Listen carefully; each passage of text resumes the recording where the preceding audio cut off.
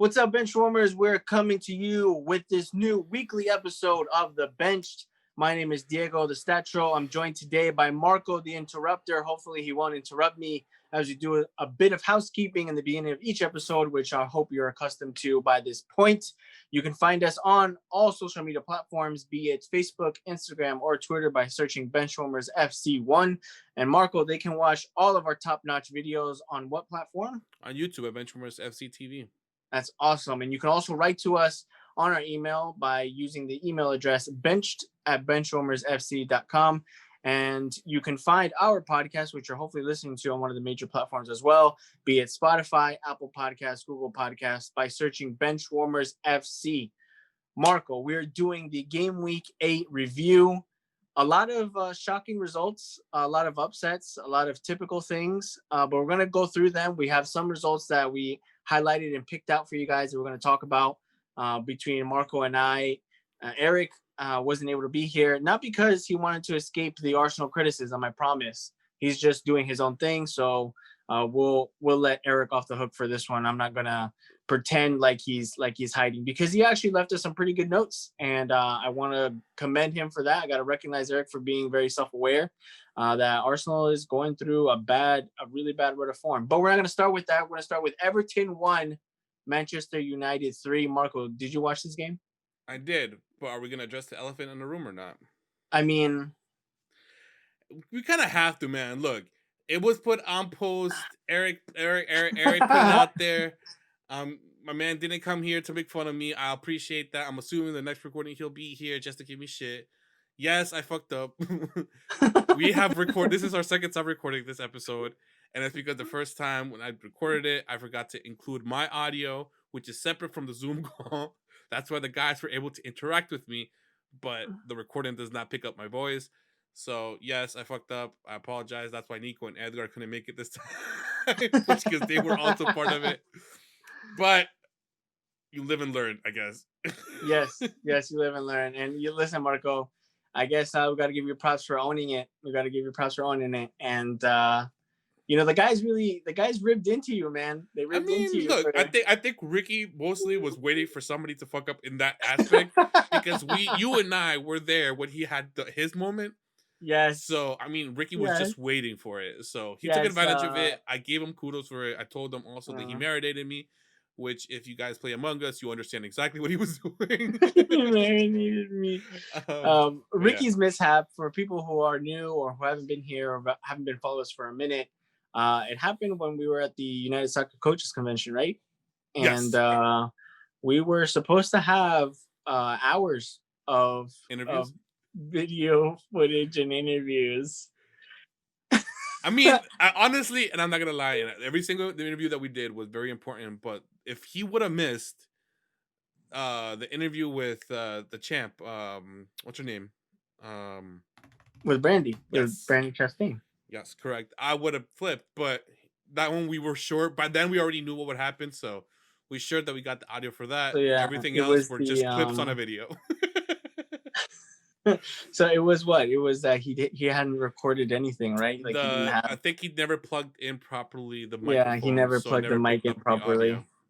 So anyway. we did have the video footage. We just didn't have the audio to mix in with it. Anyway, we are digressing from the point here. Marco, we live and learn. We certainly appreciate everybody for joining us with take 2 of the Game Week 8 review. Everton 1, Manchester United 3. Bruno. Not just saying his name 3 times, but a brace, an assist in this game. He looked his usual self, fantastic after blanking the game, the match before, and looking a little bit shaky, especially against Istanbul in midweek. He always seems to turn up in the away games, and it looks like all his job is saved for at least another 2 weeks since we're in international break. Poch is looking like he's waiting to jump on the opportunity. There were some posts actually that came out between now and then since we had tried to record this.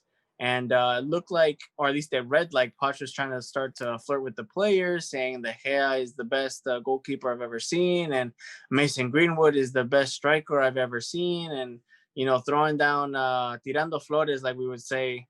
He's like starting to flirt. He's starting to circle the United camp. But here's the important question, Marco: will this form continue for United? Can you see them picking up momentum, or Will this international break cut that off? The only thing that this international break will do is give them a false sense of security when it comes to coming back for the game after. Um, we'll find out in the next 2 weeks if somebody gets sick, is injured, or is ready to play for the next game. Those are the things that we are all worried about every time they go on international break, because we never know what's going to happen. They're traveling and all that stuff. So this upcoming game, this game is kind of giving them a false sense of security, because the next one they might do good, but with the team that it is right now, I just can't call it. I wouldn't be able to tell you yes or no, because we've seen them do really well with, in this case, Everton, that was doing so well in the beginning of the season, and now it's kind of struggling. And we've seen them do bad with smaller teams. So it's a toss-up, but the whole league is a toss-up. So with any team that you ask me about, I might have to give you the same answer. Yeah. I guess I won't ask you for the rest of the episode then. You're gonna give me the same answer. But you did mention something very important, and it's Everton's downfall. 3 losses back to back to back. Ancelotti was supposed to win the league. Everton was supposed to be the big names in Merseyside, and you're smiling because it looks like Halves' form has come back down to a 6 out of 10. So are you happy? Are you vindicated? Do you feel like you've been proven right? No, never. No, the thing is that I didn't want him to prove me right. This isn't a when I'm right moment. This is a when I'm right, when I'm wrong, I'm right. And this time I'm right. I'm sorry, but it's true. Look, I wanted Thomas to prove me wrong. As much as it would have pained me to say yes to Eric and to you and to Eddie and to fucking have to explain myself again for 100th time, the 6 out of 10, you guys are seeing it. He is good. It's just that he's not consistent. And right now, he had a banger of 4 or 5 games. No, it was like 3-4 games actually. And now he got injured. Yes, they said it's a kind of injury. Bro, it was a blow to his testicle, man. It's huevitos, the huevos. It might have been a love tap. I really didn't see it. The thing is, it happened 2 weeks ago. I had to have been freaking serious. I mean, he played, didn't he? Like, he has played with a dislocated shoulder. Yes, the pain is different. I understand that. But if you're not 100%, don't put yourself in that position. But you're willing to do it. I get it. Kudos to you. But you might only affect the team. Now, will he come back? I can see him showing up for a couple games. Like, every other game he will be there. Or he would play like really phenomenal for 2 games, and then you'll disappear for 1. Another, and that's just how he's gonna be. Most players are like that. Specifically this one. I wouldn't change my rating right now. That's about it. Well, we have seen that Everton right now, they're proving the myth, or it's actually confirmed stats, that every game that Richarlison has missed for them, they have been able to win. They haven't lost all of them, but I think the most important thing here, the most important stat here, is that they haven't been able to win without Richarlison. Is he really that key of a factor to this Everton team? I mean, when he went out for the red card, the stupid red card that he received, I mentioned it for the next game. I said Everton is not going to look the same without Richarlison. And what I received in answer was Richarlison is overrated. They should do okay. I said yes, he might be overrated, but it's still Richarlison, and you're replacing him with Iwobi, which is nowhere near Richarlison. Right. So I don't think this is going to happen. And lo and behold, 3 games, 3 losses. Yeah, it doesn't look very good for Everton. The good thing, though, is that they have some pretty easy matches on paper, of course, some easy matches on when they come back from the international break. United also are facing West Brom. So watching this from a fan standpoint and looking at Ollie, the Showtime Reds always show up to save Ollie's ass when his job is on the line, literally. And even though it's fun to watch and it's like entertaining to see them show up, I also have to like recognize that it's not sustainable. Like, the inconsistency is not sustainable, and it proves a little bit more, at least to me, because I've been all in from the get. It proves a little bit more that maybe, you know, the long-term vision that Ollie may have for the club doesn't include him. Maybe he's not there, and the plan has to move ahead without him. I don't know. Moving on, though, to the next game, Crystal Palace versus Leeds.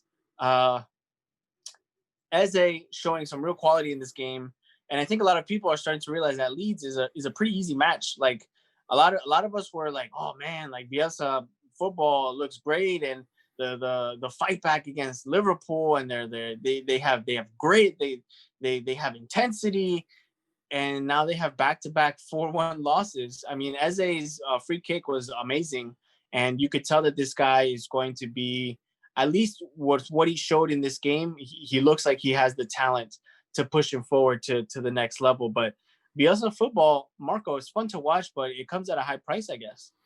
It does. And walking into the Premier League, he walked in with everybody had a little knowledge of how he would run and how his tactics would be,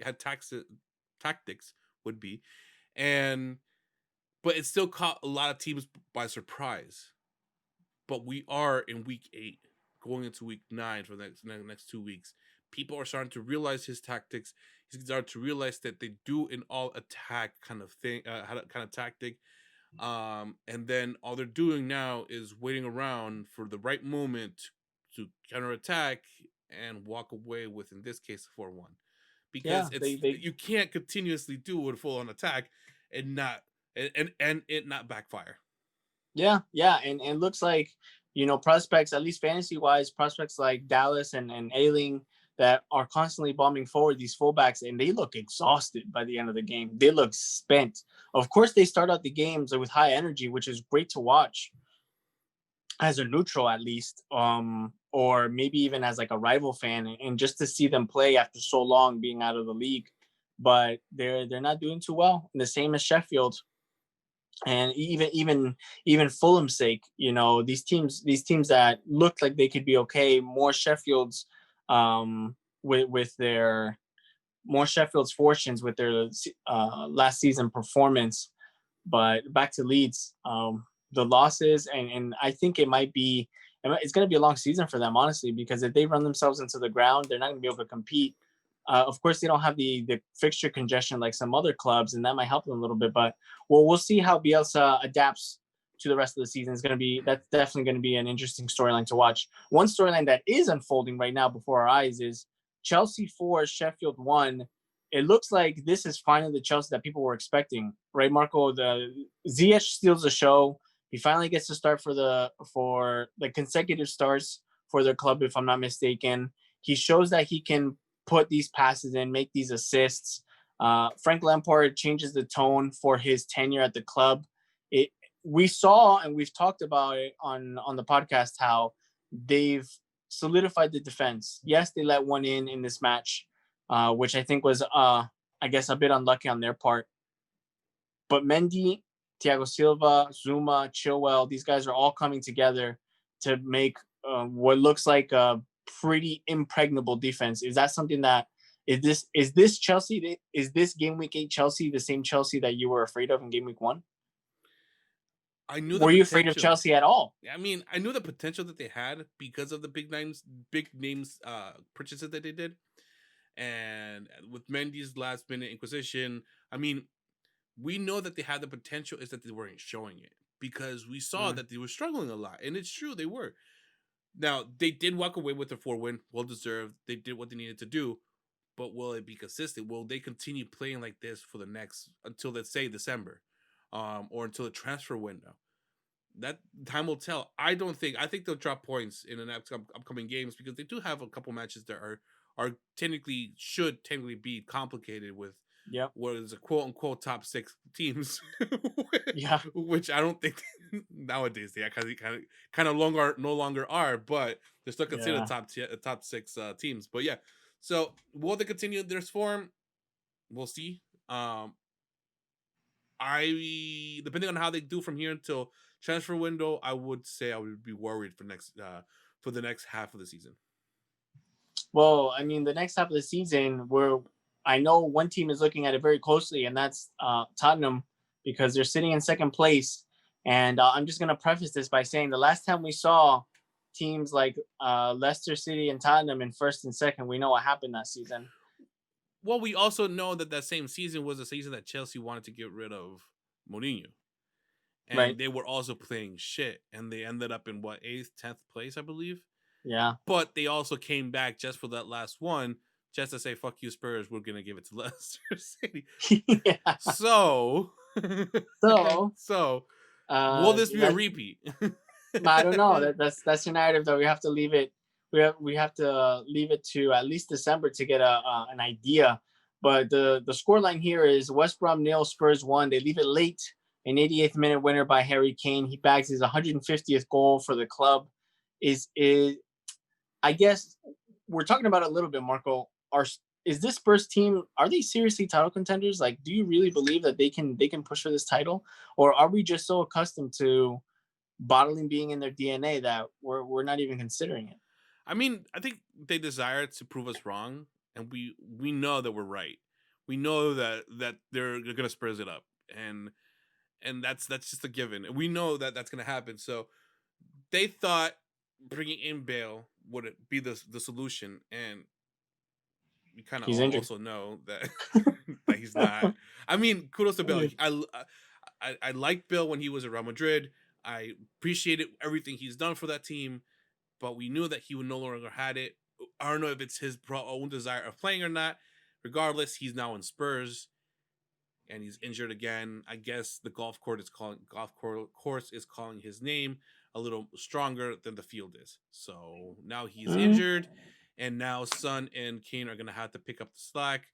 They'll do it in a couple games, but I think it's going to be an on and off. And we've seen it in fantasy. We're consistently saying, pick up Son, don't pick up Son. Drop Son, he does, scores 50 goals. We pick him up, he goes on a drought for another 3 games. So Gets a freaking red card. Yeah, exactly. So with Spurs, again, another team, you just don't know what's going to happen. You just never know. You just never know. I feel the same, man. I really do. I think Spurs have shown that when they play well, they play well. Like the point here is that when they get their shit together, they show it with literal like performances, like the 6-1 slap that they did on United, like Son putting in hat tricks during these matches, and Harry Kane and him combining for 7-8 goals already this season. They have it in them, and we see that. But it's kind of like, letting when you tell a little kid not to do something, and he's gonna trip and fall, and you just let him do it because you're gonna watch him trip and fall anyway. You want to laugh. That's the reason why you let it do it is because you want to laugh. And this is the same case. You want to laugh when they trip. We're not condoning child abuse so here, guys. That's also making true. the analogy. I'll talk about my sister, of course, when she was little. Just making the analogy. But one thing to keep an eye out for is another 1-0 win that Leicester City posted up on Wolves. The only goal came from Vardy, which was a penalty in the 15th minute. I think it's their 8th or 9th penalty in the season, which, I have the little thorn in my side that it's always about Bruno Fernandes or whatever, and then Leicester City are getting penalties every other game. Vardy's putting them away. They're right now in first. Are we going to see another Cinderella story, or is this just expected form from Leicester? Man, honestly, like, I wouldn't mind another Cinderella story. Would it be a Cinderella story though? Because this would be their second one. Now, I wouldn't mind it, but not specifically. I don't know if it would be Cinderella story would be Leicester, or would be like an Everton or Leeds. But do you think? Okay, hold on. Do you think that a team that hasn't won it will win it this season? Because really, the only team that comes to mind is Everton. Oh, Spurs. No, it's Spurs. No, I'm good. But with Leeds, I mean, I wouldn't mind them winning it, honestly, and it's just to see Eddie's reaction. That's the only reason. It's only to see Eddie's reaction. Oh, okay. Just to see that reaction. I want to see him be pissed that Leeds Leicester City won it because Leicester City, yeah, with Brendan Rodgers, yeah, that's going to be interesting narrative to watch. But Leicester, Spurs, Liverpool, Southampton, those are your top 4 right now, which is a very interesting combination of teams. And speaking of Liverpool, as we're recording this today, we did get news, and it's been expanded a little bit. We haven't gotten details or any confirmed reports yet, but it's possible that Joe Gomez, after suffering an injury during international duty, may be out for the remainder of the 2021 season. It was that bad? which is insane. It's a knee injury. That is crazy. Here's the thing. Like, I'm not reporting it. This isn't breaking news. I don't want to be fake news out here. It's Diego just from Benchwarmers reported. One of the things that I did read before coming on to recording today is that because of the type of knee injury that it is, the extreme of it, like the worst case, like, you know how some injuries like, oh yeah, worst case he'll be out 2-3 months. No, worst case is he's out the entire season. Like, it's done. And it could be the same for Van Dijk if he doesn't recuperate in the timeline that he has because he's out a few months, right? I think that was confirmed. He's out a few months. If he comes back, he'll come back right at the end. Literally. So it's like if he doesn't, it's like if you don't recover on time and there are any setbacks, the anticipation is the whole season out. And so to see Joe Gomez out, Van Dijk out, Trent out, this international break, this like 2-week space might help him a little bit to get back in there. Fabinho out injured. I want to get to the match really quick, but like, are these defensive woes? I know they've been doing well, and I know Nico would say that, like, hey, people said that we were going to struggle with Van Dijk, and look, we're posting up wins, we're grinding out results.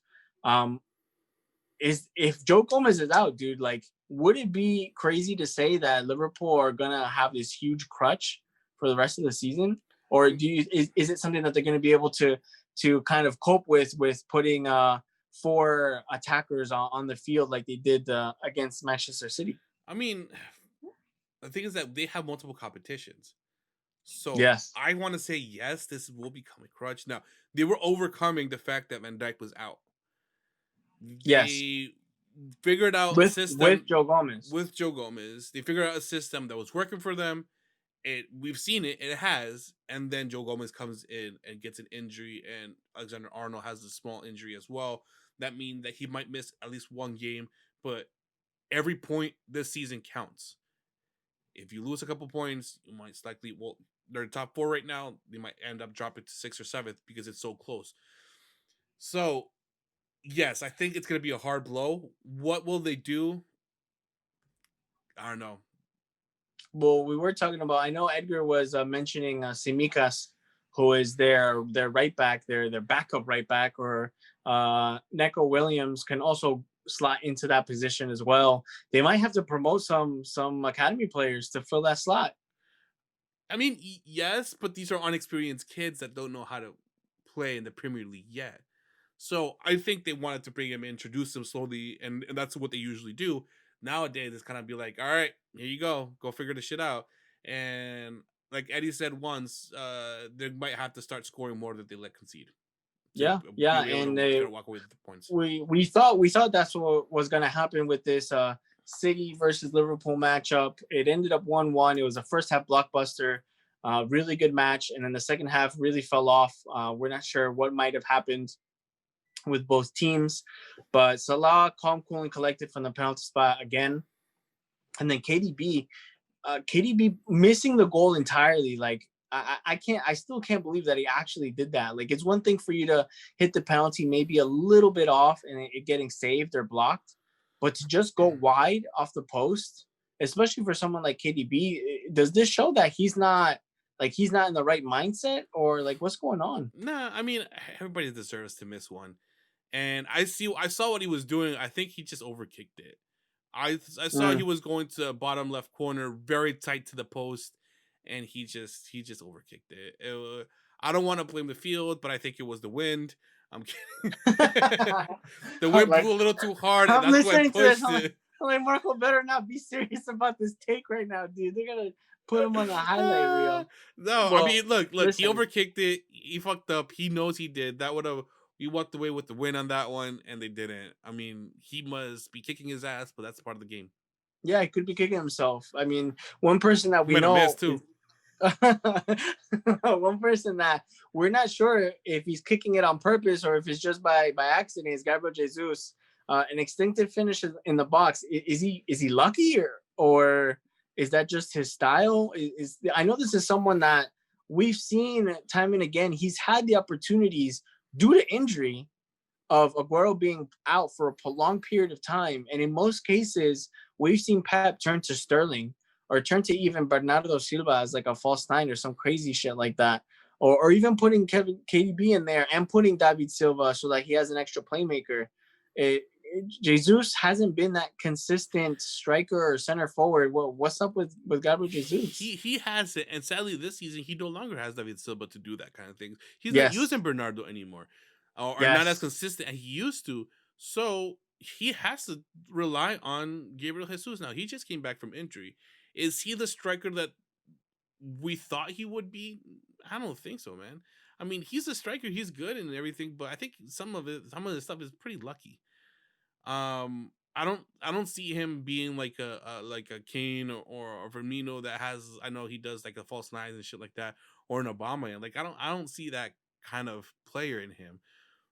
But he is a lucky striker. He kind of reminds me like what's his name, Origi, that he just got lucky goals, man. Like they just that's what Origi did for Liverpool. He was just the super sub. Let's see what you could do. Oh, you scored one, but we might not use you next time. If you listen closely, that's the sound of Edgar and Nico and Eddie punching the air right now with Marco's Origi comments. I mean, say I'm wrong, and then you can continue. If not, then agree with me, and we'll continue anyway. We'll see it. We'll see if they pick up on this and they call you out on it. Because one thing I do have to call you out on, Marco, because we're getting to this moment right now in our review. Aston Villa 3, Arsenal 0. A reality check for Arsenal fans and Arteta. In this game, it was pretty clear that creativity is just not existent in this team right now in the squad. And at least the idea is that he has to give other players a chance.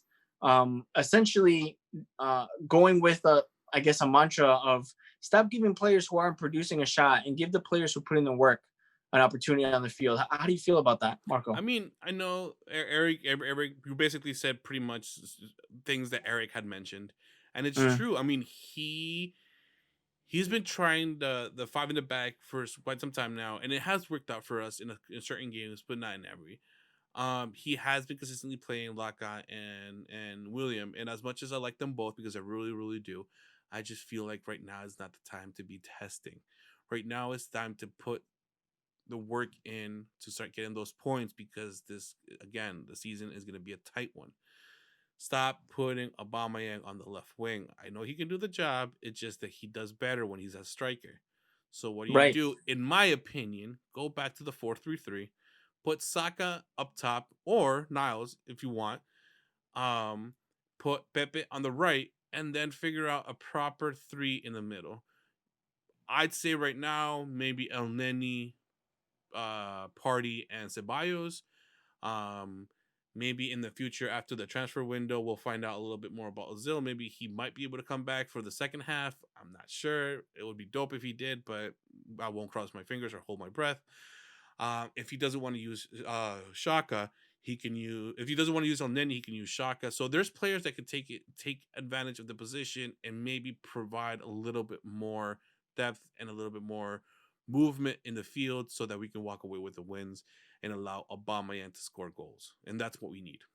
That's a very big factor because it looks like a lot of teams are starting to identify that if they shut down that left side where Tierney and Aubameyang are running into that flank, into that channel, the team doesn't really have much else to respond with. And the losses to Leicester City and Aston Villa, there's signs that not all things are good in the Arteta camp, and it's definitely not a title performance, let alone a top 4 performance.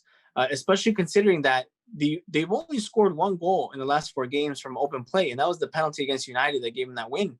That's something that's very damning. Yes, they played a difficult opponent in Liverpool per se, but to go down 3-0 against Aston Villa, yes, they've been showing some good glimpses. They've been showing some good performances, but you guys sold your backup keeper who put a long pass to Grealish. And he got basically the hockey assist for the 3rd goal. I smiled and teared up at the same time with that one movement that he did, that one throw, that one pass that he had. I clapped for him, and then at the same time, I pulled my hair because I'm like, why did they let him go? He deserves it. He is worth the 20 plus that they paid for him. He deserves being a starter. He deserves to be in a team that will give him the chance. And sadly, Arsenal was not going to be it because they had Leno. Mm. So this was, I don't want to say it was a kind of like a fuck you to them, but it was look at what you guys are missing, because he Right. has been showing up for Aston Villa this season so far. So Yeah, yeah. I can't say that he doesn't deserve everything he's getting on his way right now. Well, someone that doesn't look like they deserve the starting spot, at least in Eric's opinion, and what his thoughts were after the game, was Willian. Willian has been faking tasks this whole time. He faked tasks against Fulham, and it turns out that he's the imposter in the team because he's occupying a spot that a lot of people think Pepe should be given the minutes, but Pepe can't even get off the bench. Yes, I mean, I'd say Pepe, even Nelson. I like Nelson. I like his speed, his agility. He has desire to play the game. The problem is that they're not giving him the minutes. So utilize Pepe. Use William as a super sub. Bring him in for the last 20 minutes to see what he can create. But don't use him from the start. As of right now, it doesn't seem like he is the answer to what we need. So what about Lacazette? How do you feel about Lacazette?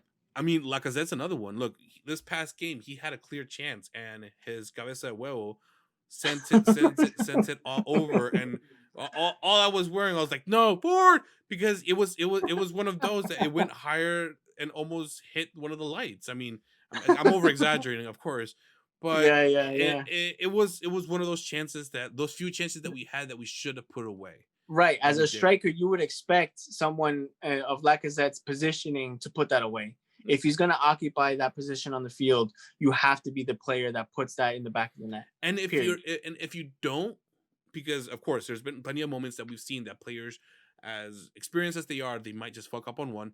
They look for the next one. They don't sit still. They don't. And I'm not saying that Laka does, but there isn't a lot going on within the team that would merit him to stick around as a starter.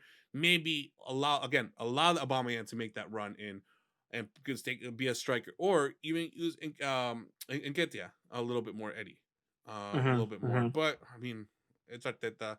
Let's see what he does. I fully support what he's doing. It's just that sometimes it is frustrating to see your team it looks struggle. like maybe this international break came to save the blushes of more than one manager.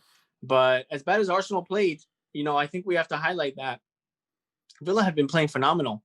They showed that the 7-2 drubbing of Liverpool wasn't just a fluke, and taking down another, like you said, in quotations, top six side, big six side in Arsenal, they're showing that they have a system that's working, and it looks like Dean Smith has he just has a group of players that are going to be able to pull through for him.